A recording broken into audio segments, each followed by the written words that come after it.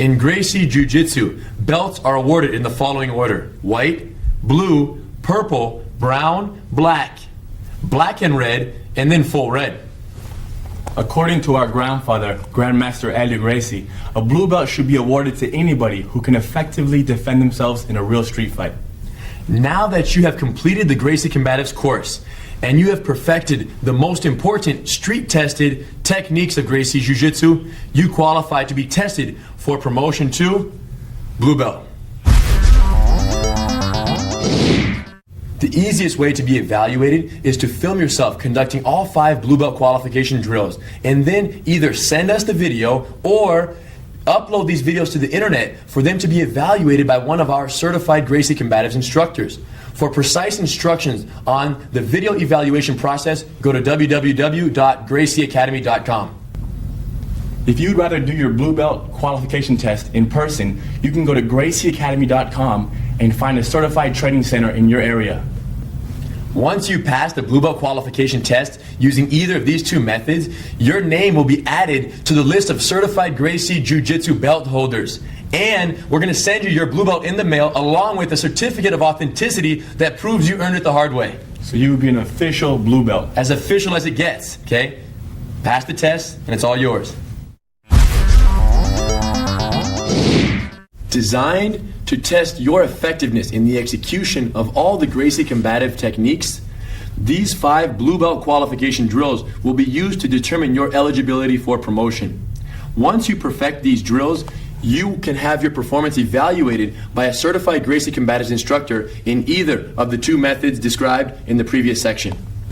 Each of these drills must be completed in less than 5 minutes, and while conducting them, we encourage you to speak to your partner so the moves can be done to the best of your ability. In the next section, we're going to demonstrate exactly how we want you to execute the drills so you know what we're going to expect of you.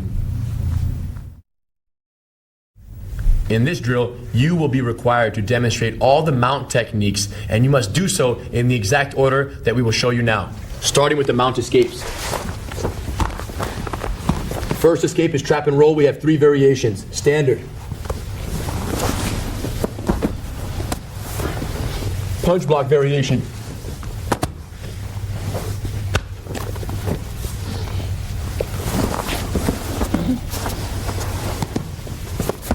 headlock variation with hook removal,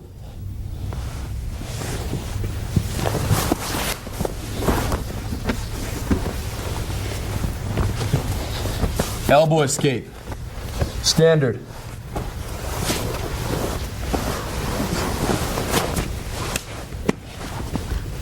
elbow escape with hook removal,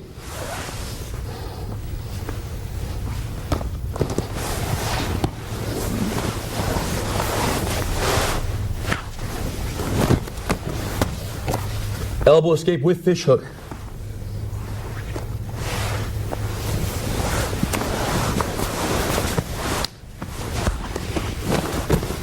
elbow escape with heel drag,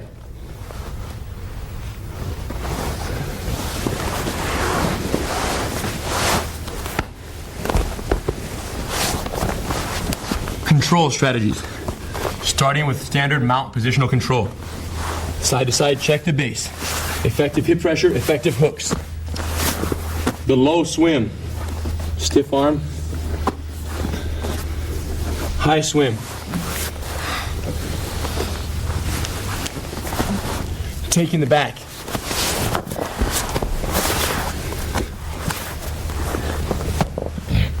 The remount technique.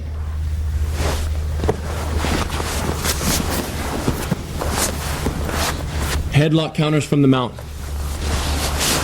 Preventing the get up.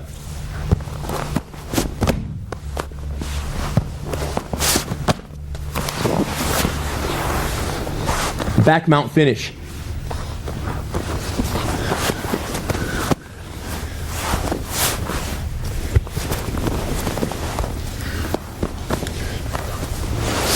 Arm lock finish.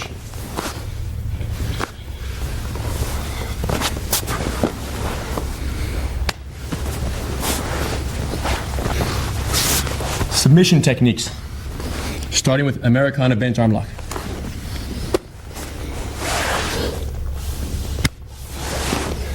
Neck hug variation.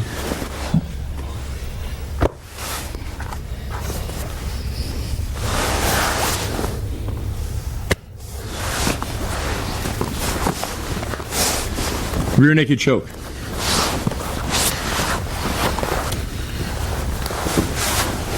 Strong side variation.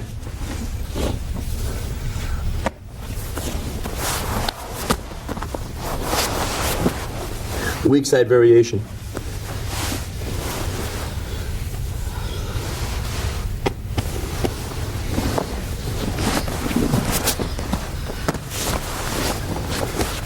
Straight arm lock from the mount. Standard variation.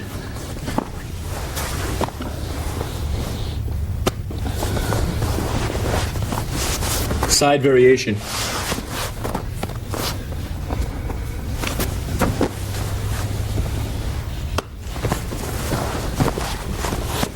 Twisting arm control.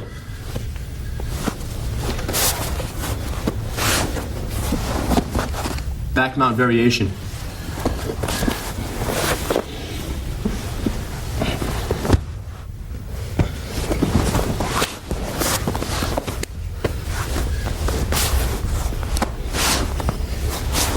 Arm lock variation.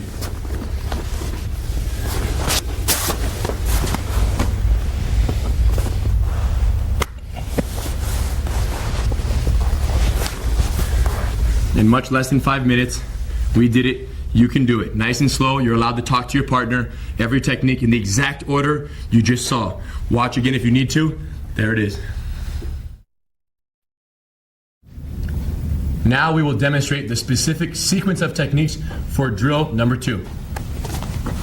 Starting with the guard punch block series. From here, stage 1, he pulls to stage 2. Fill the space. Fill the space, punch, punch, and drop him back into stage 1. Now 1, 3, 1. 3, hands up, knees high.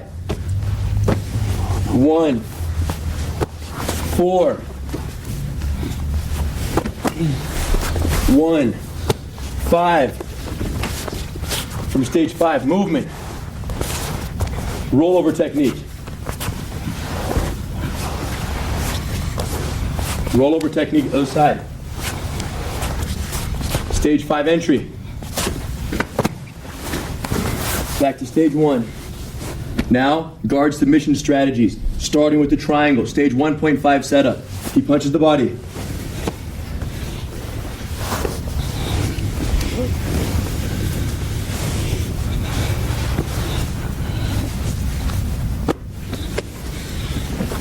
Giant killer.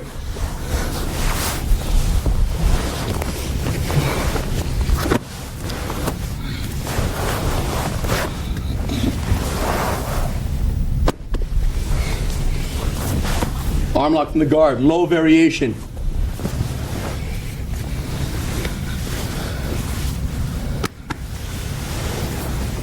High variation.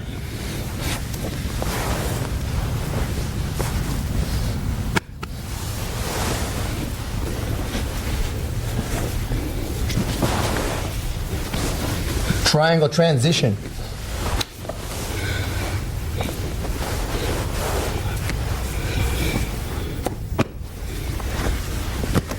Kimura from the guard. Rider variation.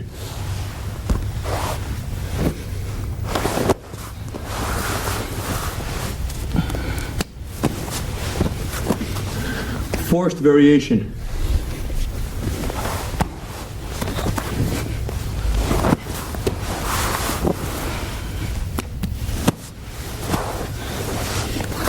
Take the back from the guard.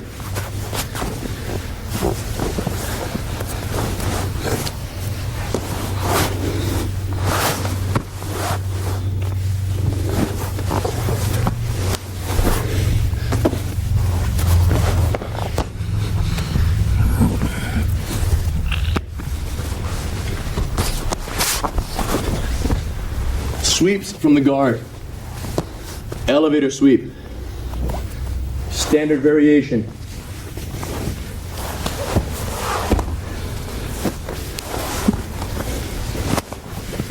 Headlock variation.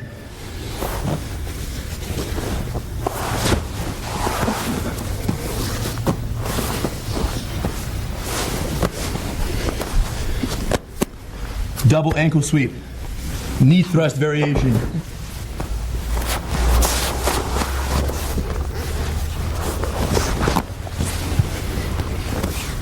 Double ankle sweep kick variation.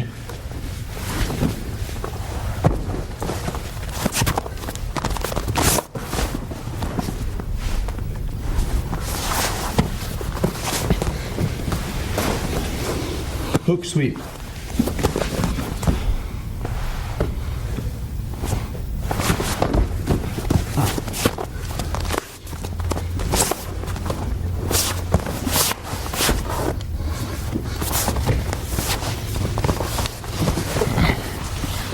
And finally, the guard pass.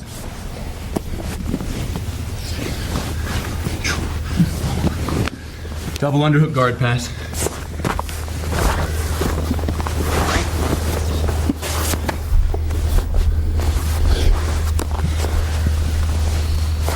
There you have it.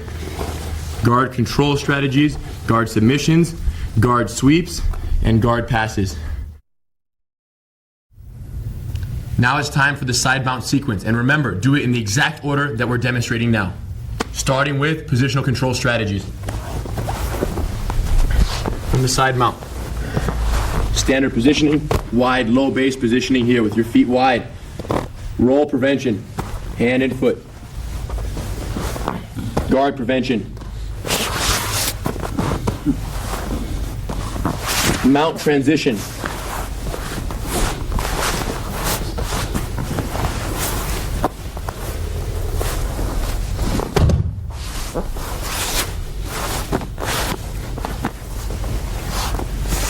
Side mount escape strategies.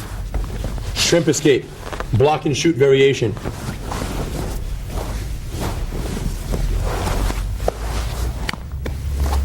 Shrimp and shoot variation.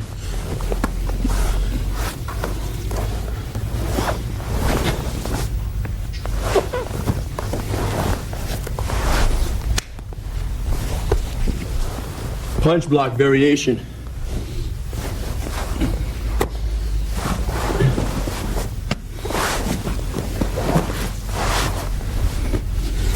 Headlock escape number 1. Frame escape.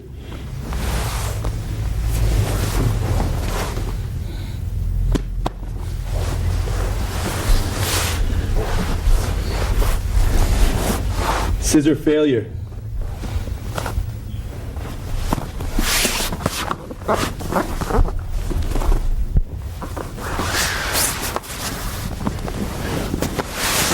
Super lock.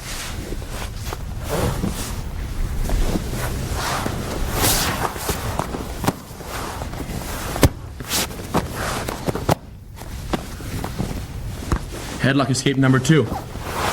Leg hook escape.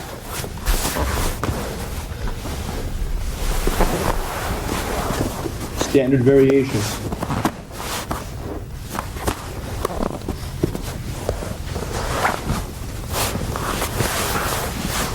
Super base.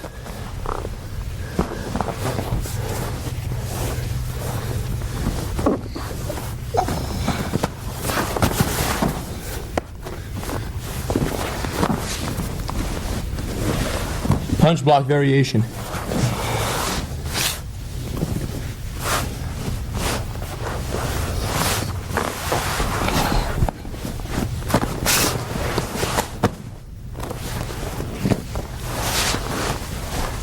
Elbow escape from the side mount. Knee drive variation.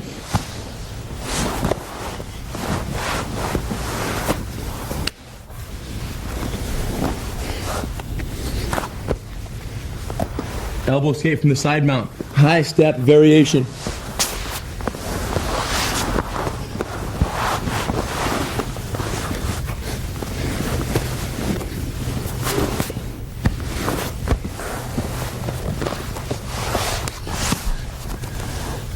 So there you have it. All the side mount techniques, nice and slow.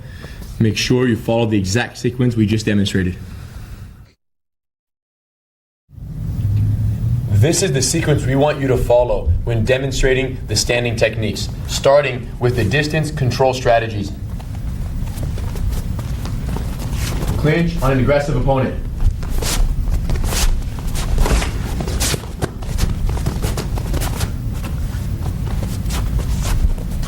Clinch on a conservative opponent.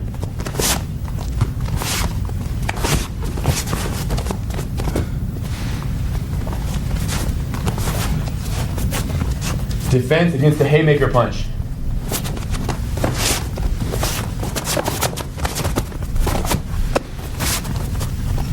Now we have the takedowns, starting with the leg hook takedown.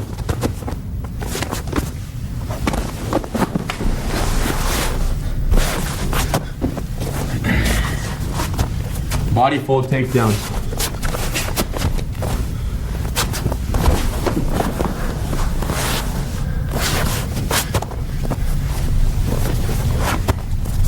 Double leg takedown against an aggressive opponent.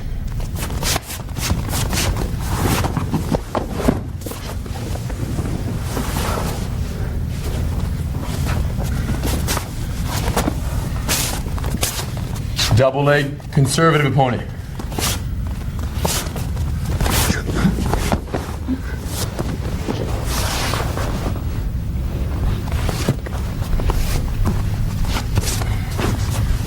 Pulling guard.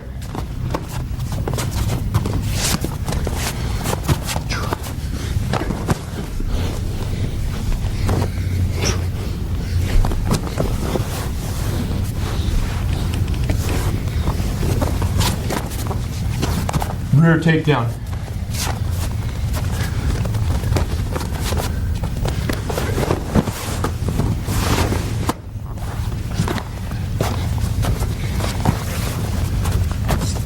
Standing submissions. Guillotine choke, standing variation.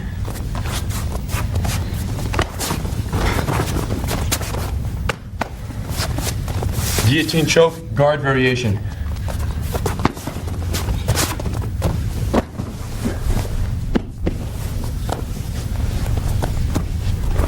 Standing arm lock.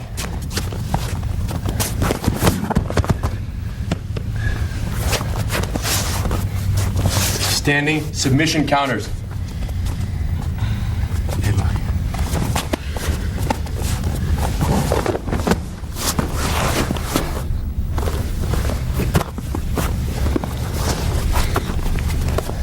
Guillotine defense.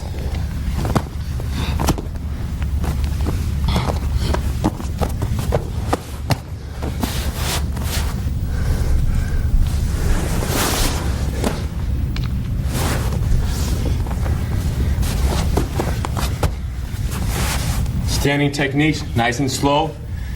Go for it. Everything we have done up until this point has been to prepare you for the final fight simulation drill. In all the lessons we've conducted, we've done scripted fight simulation drills where you were supposed to learn how the techniques could possibly come together in a sequence that might exist in a real street fight. But in a street fight, there isn't a script. So it's extremely important, and the most important thing we want to see before we award you your blue belt is that you understand the connection between the techniques on your own, without a script and without someone telling you what to do. So for that reason, the final fight simulation drill and drill number 5 for your blue belt qualification test is we want to see you conduct a freestyle flow through all the techniques for at least 4 minutes, non-stop, no script, with a partner, just like this.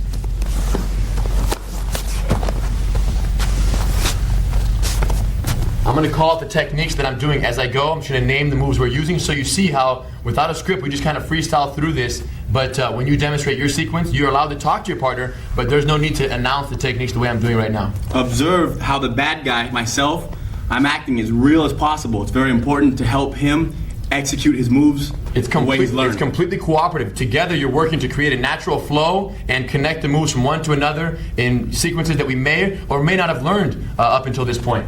So let's say we start with the haymaker punch. Rear takedown. Straight arm lock. Or right take back. Take the back. Flow. Strong side, rear naked choke. Remount technique. Maintain the mount. Low swim. High swim. Headlock counters from the mount. frame to arm lock. Catch and release the guard. Keep it flowing the whole time. Stage 1, punch block series. Stage 2. Stage 2. Stage 4, punch block series. Let him back in. Stage 1. Arm lock from the guard. Low variation. Triangle transition. Hips high.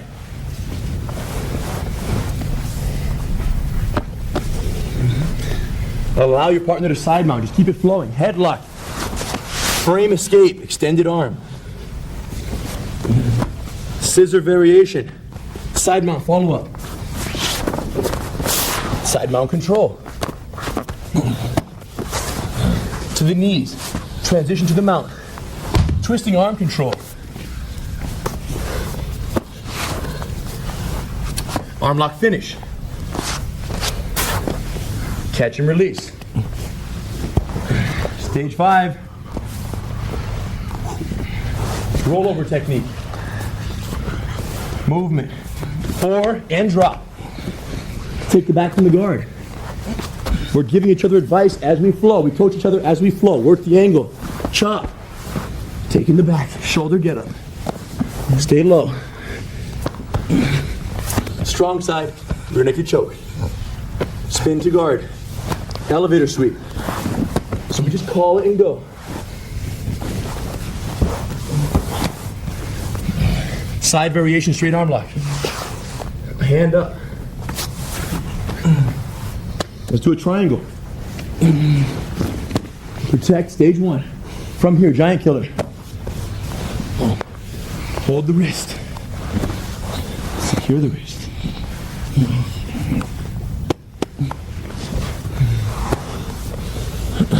Shrimp escape to guard. Shrimp and shoot variation. Elevator sweep, headlock variation.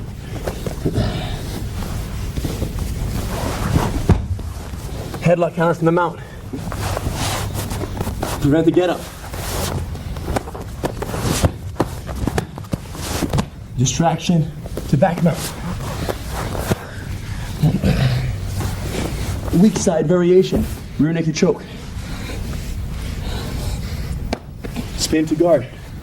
And let me get the mount. Let me get the mount. Good idea. I get the mount. Mount. Head. Punch block variation. Trap and roll. Keep your head close.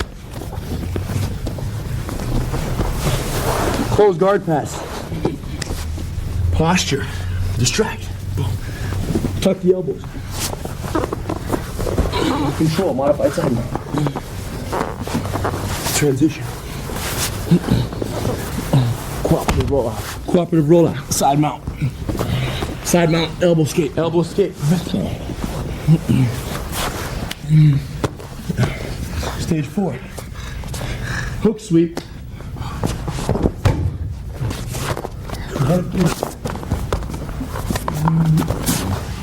Base. Check my base. 1, 2, 3. Guard prevention. Hand out. Transition to mount. Hooks in. Maintain the mount. Low swim.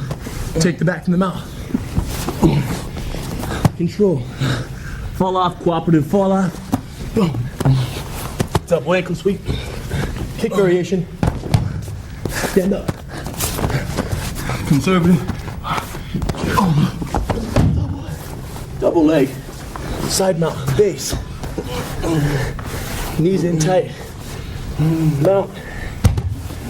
And Americana arm lock. Neck hug variation.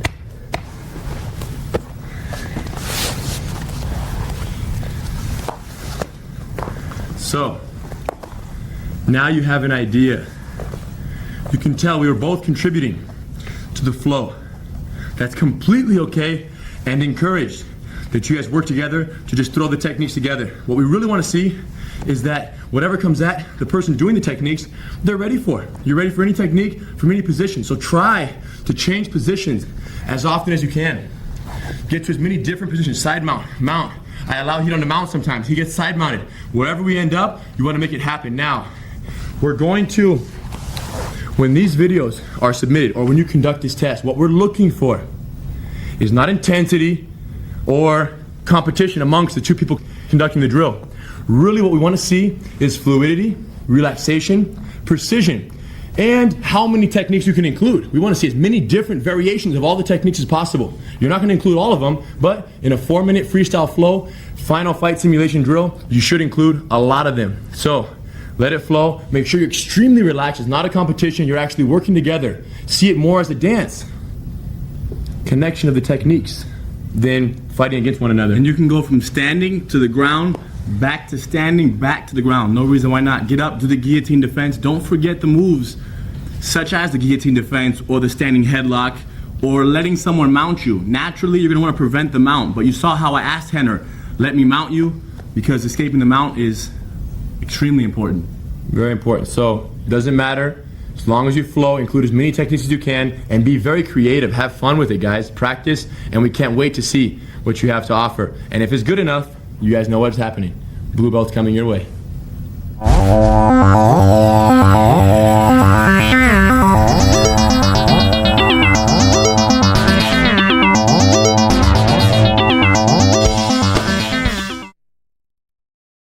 If you ever get in a fight, the last thing you want to do is try to knock somebody out and try to win the fight. Forget winning, just worry about not losing. Just don't get beat up, don't get punched.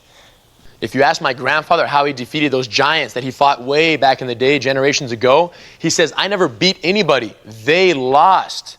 So with the techniques of Jiu-Jitsu, he positions himself so effectively, lets them exhaust all their energy and lose. And that kind of brings out the essence of Gracies Jiu-Jitsu, which is, it's based on more than anything, a counterattack strategy. We like the idea of letting the opponent attack us, give away his strategy, and then of course defending to neutralize that attack, and then waiting while he exhausts, trying to beat us up as much as he can, and then in exhausting all his energy, of course, then we can defeat him with ease. So if you're fighting someone bigger, the only reliable way to defeat them is to force them to exhaust their energy first, so that when they run out, you can win them with ease. Because to win them with power and explosiveness is going to be hard if it's not the right time, for sure. This might even happen from the bottom of the fight. So you might even fall underneath somebody, get taken down, and still you have the ability to not get knocked out. And after a minute, 2 minutes, they can barely throw a punch, and that gives you time to do a submission or reverse the position, of course. So the key to success in a street fight is knowing what attacks are likely to come at you. You know, and that's of course what the indicators are, knowing the attacks that are likely to come at you, and then perfecting your ability to very sharply, very precisely respond to them and take advantage of what your opponent gives you. So don't decide that you want to win in an arm lock. Be open to whatever they give you. You don't choose how you want to win, they decide how they lose unknowingly, and then of course you take advantage of it with one of these very efficient leverage-based submissions that we've taught you. Now, as you guys know, Gracies Jiu-Jitsu consists of over 600 techniques, and perfecting the most important 36 techniques, the Gracie combative techniques, is required before you're even considered for your blue belt, because those are the ones that prove to us that you are prepared to effectively defend yourself against a larger opponent in a real street fight. So once you perfect those, you're good. But of course, there are those remaining 500 or 600 techniques. And perfecting all of those is what you will need to do before you're ever considered for your black belt. There's something that we like to talk about, which are the 4 different types of opponents, the 4 levels of opponents you could find in a street fight. A level 1 opponent is this person who is your size or smaller, who doesn't have any knowledge or any training of martial arts or jiu-jitsu. A level 2 opponent is someone who's bigger than you and has no experience, no training. Level 3 opponent is someone your size who knows some jiu-jitsu, who has some training. And a level 4 opponent is someone who's bigger than you and who also has had some exposure to the techniques. And once you can defeat all of those confidently, a bigger opponent who is well-versed in jiu-jitsu, that's when you're getting close to black belt. Since the goal is a black belt, of course, try to not make the goal a black belt. Too many students are always like, I want to get a black belt, and can I get in 8 years, 6 years, 10 years? Forget about the black belt, and that's the fastest way to get there, number 1. And as you forget about it, not only do you want to learn for yourself to make yourself better in jiu-jitsu, but the more you help people and the more you talk about jiu-jitsu and show examples and try to somewhat teach somebody, that's going to help you grow unbelievably.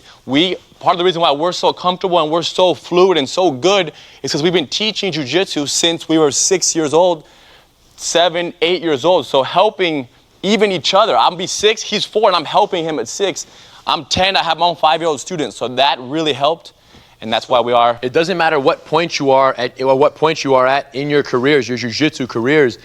Anytime you have to explain a move, or you can explain a move to somebody else, you have to understand that move well enough to do it, but also well enough to break it down for them. So if they can't do it or they have a difficulty and you're able to clarify it for them and help them do it, that shows how deep your understanding is of the technique. So literally with every student that we have here at the Gracie Academy, we learn the technique better and better because it forces us to to formulate our presentation and customize it for each student, making sure everyone can do the move. And that has been kind of the most important thing in our learning process was of course helping the students. So like Hidon said, don't rush to the black belt. That, of course, is just a recognition of your mastery of all the techniques and your ability to defeat practically anyone. But along the way, just focus on the techniques, refinement 100%, and you should be good to go. The Gracie combative techniques in this course that you, of course, have learned are enough to prepare you for a level 2 opponent, someone your size or bigger, who has no training in jiu-jitsu. As soon as they have some training or they know the moves as well, you're going to need more techniques to undo their knowledge and, of course, eventually defeat them. And the better you know these techniques, the larger the opponent it will work on. So just learning them for the first time doesn't mean it automatically works against a 600-pound unskilled opponent.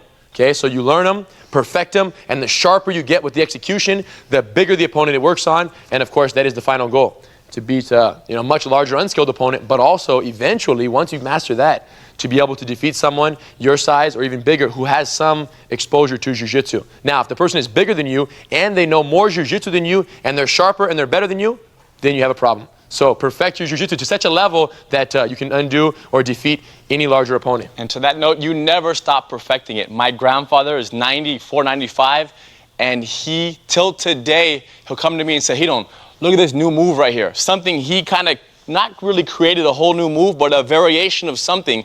So he always pulls us onto the mat to show us a detail, and that's him at home thinking because he might have one student at 95 years old. So if all of Gracie's Jiu-Jitsu is a huge tree, see the Gracie combative techniques as the trunk. The most important techniques that will remain the same and are the make it or break it techniques. And then, of course, the tree will continue to grow forever. So make your own tree, but trunk it with the Gracie combative techniques and you're good to go.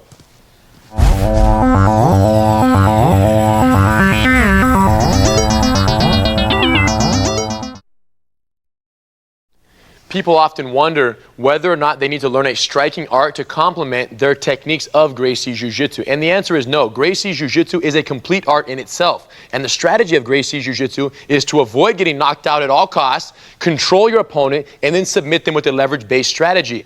And the reason we advise against someone learning how to use strikes to win in a real street fight is because if you're fighting someone who's much taller, much heavier, and much stronger than you, your attempt to strike them as a means of victory will put you within range to get punched. So every time you throw a punch, you're at risk of getting knocked out in return. So because of that, it's important that when you get into the fight, your mindset and your strategy is solid and you're very well aware of what you want to do and you don't veer on that. So learning another art could possibly conflict with that. Now, some people, because they want to practice mixed martial arts, they want to be a professional fighter and fight in the cage, in that case, it would not be wrong to learn a striking art because you're getting judged by judges based on your performance, and they're judging you based on your striking ability. So to satisfy the judges, and because it's a 5-minute round, and the judges will decide who wins after the 5-minute round is up, you have to be explosive and crazy and use all kinds of energy. And the reason you can get away with it in a cage as well is because you are fighting someone your same size, your same weight class.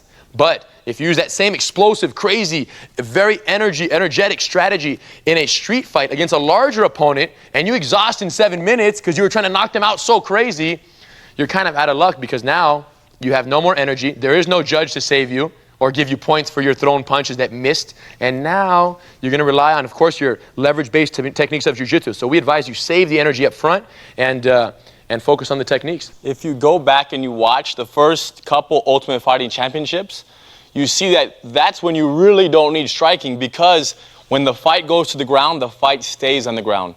And today what happens, after 1 minute on the ground, they stand you up. So if you don't know how to strike, you're going to be in some kind of trouble. But of course, UFC 1, you go to the ground, you're on the ground for 20 minutes, no problem, and that's how a real fight goes down. There's really no referee or no judges to stop you and separate you and stand you back up. So in conclusion, if you're training to fight professionally in those circumstances and in that very specific set of rules that doesn't exist in a real fight, if that's what you're training for, learning a striking art is necessary because you're going to be fighting someone your same weight class, and judges will determine whether or not you win or lose based on your performance. But if you're training purely for street, for a larger opponent, the way we train and the way we teach our students here at the Gracie Academy, you do not need strikes, but you do need to know how to avoid them. And that is half the strategy of Gracie Jiu-Jitsu. So, strikes, not necessary for the street, but in the cage, might be helpful. One of the most important principles of Jiu-Jitsu is control, in a technical sense and in a mindset sense. With regards to the technique, the beauty of Gracie Jiu-Jitsu is that it gives you so much control over your opponent's body and your body during the chaos of a fight that you can remain calm, which is extremely important, and therefore save your energy and eventually win when they create the opportunities for you. But the key to control is that you don't lose control and exhaust all your energy faster than you'd like. So knowing Gracie Jiu-Jitsu, you control your opponent and you can also control yourself, because when you know Jiu-Jitsu, you're clearly a lot more confident than normal. So therefore, there's no need to get over, excited and try to hurt somebody or punch somebody too much. You control your own emotions, and that is a beautiful thing. To not beat somebody up, but just literally hold them down until they give up. You guys spend a lot of time learning and perfecting all these techniques, and one way to completely throw it out the window is when something happens or a situation occurs where you know you have to defend yourself, you get so emotionally charged that you completely forget your techniques and just go crazy trying to hurt that person. So the most important thing is that you guys, of course, learn the techniques, but when something happens, you guys remain so calm and confident that you don't get out of control, and as a result, you'll be able to resort to your techniques. You'll be aware of what you're doing, and all your techniques will go to use. Otherwise, it's all just wasted time. You guys put a lot into this, so make sure that you remain calm. And that can be practiced in all areas, in every relationship of your life. You can be controlled and patient, or you can get amped up real quick. So basically, use your techniques of Jiu-Jitsu, use the control you're getting in the gym here and with your partners to enhance and strengthen your control in all areas, whether it be a fight or whether it be any kind of relationship. Yeah, some people, think about it, they lose control every day. People driving in traffic, anything happens, you see someone yelling at somebody else, and so that if that happens in the street, imagine how easily it will happen in a confrontation. So therefore, the more you train, the less chance it'll happen. And the other way around, if you have control in all those areas, then when something happens and you have to defend yourself, you're more likely to remain calm. And another thing about, using this stuff for the wrong reasons. Of course, all this information is very valuable and can be very dangerous. It's very important to us that you guys do not abuse your power now and you start using this for the wrong reasons. The reason people fight or pick fights with other people, in a nutshell, is because they're insecure. When someone's not sure what they're capable of, they fight other people to show their power, to prove to themselves what they're capable of. So now that you guys know these techniques, be confident that they will work, and make sure you only use them in an absolute worst case scenario. So in other words, your techniques should help you avoid fights more than anything else, because you know how dangerous they are and how effective they can be. You don't know, go ahead. I was gonna say a wrong way to use Jiu-Jitsu would be to get in a fight, period. There could be a point where somebody possibly insults you and says something, and you know you can beat them up, and to beat them up is clearly wrong. If you know you can beat them up, you almost don't want to unless they physically attack you. But there isn't too many things someone can verbally say to make me want to fight them. I've heard everything you can imagine to my face, and I'm still like, hey man, okay, I'm sorry. I don't want a problem with you, and I just walk away and it's done right there. And there's no need, we don't have anything to prove. Because we know what we're capable of, if someone says or does something, maybe because they're under the influence of drugs or alcohol or whatever, and they get out of control and they offend us, of course we could neutralize and, attack them and hold them down and control them, but the bottom line is that doesn't prove anything because we know the techniques work and we're confident in ourselves. So basically, and that's another reason why we avoid drugs and alcohol completely, is because we want to make sure we're in our right state of mind so we don't respond to a situation in a way that we would later regret. But that's a whole separate issue. So most important thing is control, and once your techniques get good enough, you can win a fight just by controlling your opponent. You don't even have to submit them. You get them on the ground, you hold them down, they fight for their life, they can't get out, your control is so amazing, they realize they can't beat you up, so they surrender. So the beauty of Jiu-Jitsu is it gives you the ability to defeat your opponent completely without causing any lasting harm. So for what it's worth, We think that's a very important element of this whole thing.